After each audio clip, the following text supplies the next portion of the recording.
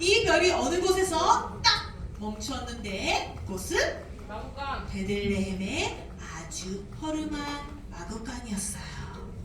그곳에 들어가자 마리아와 요셉과 함께 말구유에 누워 계신 예수님을 만나게 됩니다. 동방우 박사들은 말구유에 누워 계신 아기 예수님 앞에 무릎을 꿇고 경배하며 그들이 동방에서부터 준비한 황금과 모략과 유향, 선물을 드리죠. 자, 사랑하는 여러분, 아기 예수님이 이 땅에 태어나셨을 때 예수님의 이 탄생 소식을 들은 사람들은 사실 동방박사만이 아니었어요. 오늘 여러분들에게 드려진 이 성경 이야기를 통해서 이 소식을 들은 사람이 또 누가 있었던 것 같아요? 헤롯 왕, 또 서기관과 제사장들 뿐만 아니라 마태복음 2장 3절을 보면은 헤롯 왕과 온 예루살렘이 듣고 라고 말씀해요. 예수님이 이 땅에 태어나셨을 때 메시아, 그들이 간절히 기다렸던 그리스도가 이 땅에 태어나셨다. 그것도 어디? 베들레헴에. 이 소식을 들은 사람들은 헤롯 왕뿐만 아니라 동방박사뿐만 아니라 온 이스라엘 사람들이 다 들었던 거예요. 그런데 많은 사람들이 메시아의 소식을 들었지만 반응은 다 달랐어요. 첫 번째 헤롯은 어땠나요? 예수님 죽이려고 했어요. 맞아요. 예수님의 탄생 소식을 듣고 기뻐하지 않았어요. 오히려 왕의 자리가 빼앗길까봐 두려워하고 불안해하며 예수님을 죽이려는 계획을 세웠죠. 그는 왜 이렇게까지 불안했을까요? 그는 정통 유대인이 아니었기 때문이에요. 그는 정통 유대인이 아니었는데 돈으로 로마에게 많은 돈을 바쳐서 이 왕위를 산 자였습니다. 그렇기 때문에 유대인들은 사실 진정으로 이 헤롯 왕을 왕으로 인정하진 않았던 거죠. 자신의 왕의 자리가 불안했던 거예요. 그런데 유대인의 왕으로 다신 이가 이스라엘의 사람들이 간절히 기다리던 메시아가 태어났다 라는 이 소식이 듣자 몹시 불안해지기 시작한 거예요. 아, 이러다가 이 땅에 태어난 그 유대인의 왕으로 인해 내 왕의 자리가 빼앗기게도 되겠구나 라는 그런 염려가 퍼져갔던 거죠. 뿐만 아니라 헤롯은 왕위를 굉장히 집착한 사람이었어요. 어느 정도로 집착했냐면 누군가가 헤롯 왕의 가족들이 이 왕위를 빼앗으려고 음모를 꾸민다는 이야기를 들려주었대요. 그러자 그 이야기를 듣고 바로 자신의 아내와 아들을 살해했습니다. 자신의 왕위를 지키기 위해서. 그 정도로 이 자리를 집착하던 사람이었죠. 예수님의 탄생 소식을 듣고 그는 자신의 자리를 빼앗길까봐 걱정하고 오히려 더 큰 죄를 짓고 맙니다. 동방박사들이 고향 땅으로 떠났을 때 너무나도 잔인한 명령을 내려요. 어떤 명령이었냐면 베들레헴에서 태어난 모든 아기들 중에 2살 아래 아기들은 다 죽여라. 갓 태어난 아무 잘못 없는 아기들을 모조리 죽이게 됩니다. 무엇 때문에? 자신의 왕위를 지키려고 이런 엄청난 죄악을 저지른 거지요. 그는 예수님의 탄생 소식을 들었지만 예수님을 경배하지 않았고 오히려 더 큰 죄를 저지릅니다. 사랑하는 여러분, 내일은 예수님이 태어나신 성탄절입니다. 그런데 예수님 믿지 않는 사람들이 예수님의 이 탄생 소식을 들었을 때 이 소식을 기쁜 소식이라 여길까요? 불편한 소식이라 여길까요? 기뻐할까요? 예수님 믿지 않는 사람들이? 오히려 불편해하죠. 성탄절이라고 얘기하는 그 단어조차 싫어합니다.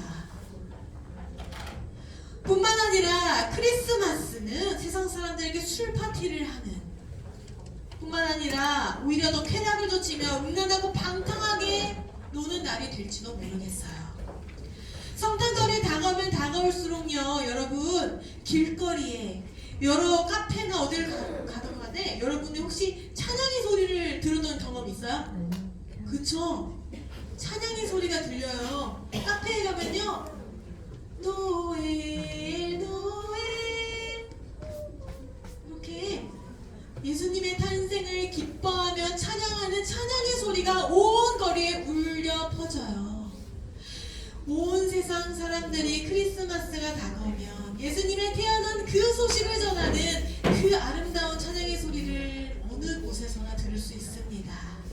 그런데 그 찬양을 아주 좋은 배경음악으로만 여기고 성탄절의 진짜 주인공 예수님을 바라보지 않습니다. 또 어떤 이들은 헤롯처럼 더 악한 죄를 짓는 날이 될지도 모르겠습니다. 여전히 여러분의 삶에 있는 그 죄들을 동일하게 짓는 날이 되진 않는지, 예수님의 그 성탄, 이 땅에 오신 그 예수님의 탄생에 대한 기쁨과 감사 없이 그 날을 중요하게 여기지 않고 그냥 일련의 행사처럼 지나가진 않는지, 여러분의 그 마음을 한번 돌아보았으면 좋겠습니다. 자, 탄생 소식을 들은 사람들, 바로 두 번째 서기관과 제사장들입니다. 그들은 지금의 말로 말한다면 성수학 박사들입니다. 말씀 연구를 일로서 아주 전문적으로 하던 사람들이죠.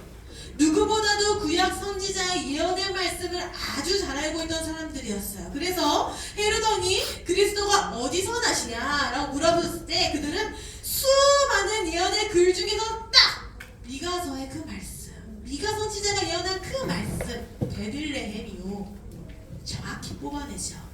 그 정도로 그들은 얼마나 그 말씀 연구를 열심히 하며 말씀을 잘 알고 있으며 외우고 있다는 사실을 우리는 알 수 있습니다.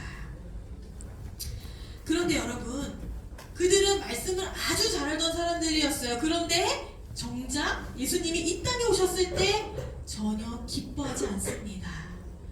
그들은 예수님이 태어난 곳이 베들레헴이라는 것을 알고 있었지만 어느 누구도 베들레헴을 찾으러 가지 않습니다. 그렇다면 예루살렘과 베들레헴의 거리가 멀었을까요? 아니요. 10km 정도. 그렇게 멀지 않은 거리에 베들레헴이 있었지만 서기관과 제사장 중에 어느 단 한 사람도 예수님을 만나러 간 사람이 없습니다. 그들은 예수님의 탄생의 소식을 들었고 알고 있었지만, 그것도 베들레헴에서 태어났다는 그 소식을 알고는 있었지만 그들은 예수님의 탄생에 무관심했고 전혀 기뻐하지 않았습니다. 사랑하는 여러분, 매년 돌아오는 성탄절이지요. 혹시 매년 돌아오는 행사 중에 하나라고 여기는 친구들이 이 자리에 있나요? 우리 마음속에 혹시 서기관과 제사장 같은 마음은 없는지 한번 돌아보았으면 좋겠어요. 매년마다 여러분의 학년을 거듭 진급하면 진급할수록 여러분의 마음속에는 말씀을 더 꽉 채워가고, 또 어와나는 친구들은 또 말씀 암송 구절이 점점 늘어나죠. 뿐만 아니라 초등 6부 친구들 우리 매주 암송하잖아요. 하나님의 말씀을 알고 외우고 하나님에 대해 더 알아갈수록 우리들의 마음은 예수님의 이 땅에 오신 그 성탄절에 대해 더 큰 기쁨과 감사한 마음을 가져야 합니다. 매년 오는 행사로 여기지 않아요. 사랑하는 여러분, 우리의 마음이 성탄에 대한 기쁨보다 마치 서기관과 제사장들처럼 무관심한 태도로 성탄절을 준비할 때 여러분들이 하나님의 마음을 잘 기억했으면 좋겠어요. 여러분, 오늘 눈이 왔던 거 기억나요? 아침에 지금 눈 온 거 본 적, 눈 내리는 거 봤어요? 새벽에 눈이 조금 내렸는데, 아주 조금. 여러분 자고 있어서 잘 몰랐죠? 맞아요. 여러분, 저는 성탄절에 화이트 크리스마스가 되면 하나님의 눈물 같다는 생각이 들어요. 제 개인적으로요. 이 눈물이 슬픔의 눈물일까? 기쁨의 눈물일까? 그런 생각을 한 적이 있어요. 여러분, 하나님은요, 성탄절을 생각하실 때 하나님의 마음엔 슬픔이 더 크실까요? 기쁨이 더 크실까요? 어떠실 것 같아요? 저는 하나님의 마음에 슬픔과 기쁨이 모두 다 있을 거라 생각해요. 왜냐면요, 하나님은 그의 하나뿐인 아들 예수 그리스도가 십자가에서 죽게 될 것을 알면서도 이 땅에 인간된 몸으로 태어나신 것을 허락하셨거든요. 하나님은요, 예수님이 이 땅에 태어나시기 전에 예수님, 그의 아들이 십자가의 죽음으로 걸어 나아갈 것을 이미 알고 계셨어요. 여러분, 누가 자기 자식을 죽음으로 내모는 것에 아무렇지도 않을 수 있겠습니까? 모든 부모는 내 자식 대신 죽으려고 하죠. 하나님도 같은 마음 아니었을까요? 그의 하나뿐인 아들이 십자가에 죽으려고 이 땅에 내려가는데 하나님의 마음이 찢어지지 않으셨을까요? 하나님의 마음이 고통스럽지 않으셨을까요? 하나님의 마음에 큰 슬픔이 있으셨을 거예요. 그런데 반면에 하나님은 예수님의 이 땅에 태어나심을 크게 기뻐하셨을 거예요. 모든 천사들이 큰 기쁨의 소식이다 라고 이야기합니다. 왜 그럴까요? 그것은 바로 예수님이 이 땅에 오심으로 이 세상과 우리가 구원받을 수 있는 은혜를 입었기 때문이에요. 구원의 선물을 우리가 받을 수 있기 때문에 예수님이 이 땅에 오심으로 죄로 막힌 남이 허물어지고 하나님과 우리의 그 회복이 자녀로서의 회복이 이루어졌으니 하나님은 예수님의 이 땅에 오심을 크게 기뻐하셨을 거예요. 하나님은 성탄절을 생각하실 때 슬픈 마음과 기쁜 마음이 모두 있지 않으실까요? 사랑하는 여러분, 우리는 하나님의 엄청난 사랑을 입은 사람들입니다. 예수님을 통한 그 하나님 아버지의 큰 사랑을 입은 사람들이에요. 여러분, 우리가 이렇게 큰 사랑을 입었는데 매년 돌아오는 이 성탄절을 우리가 그냥 행사처럼 지나가 버린다면 하나님, 우리 보시기에 너무 슬프지 않으실까요? 내가 너희에게 이와 같은 큰 사랑을 보여줬는데 이 사랑을 잊지 말아줄래? 이 사랑을 오늘 너희가 처음 들은 것처럼 들어줄래? 우리